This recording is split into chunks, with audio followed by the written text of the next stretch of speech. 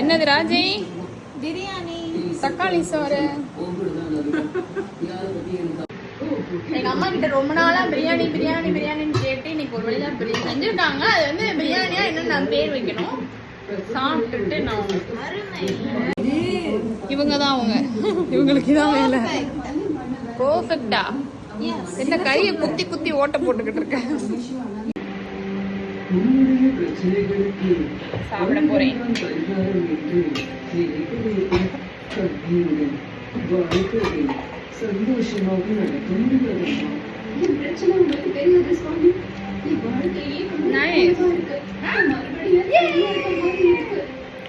பிரியாணியோட மாதிரி இருக்கு, பிரியாணி மாதிரியே தான் இருக்கு.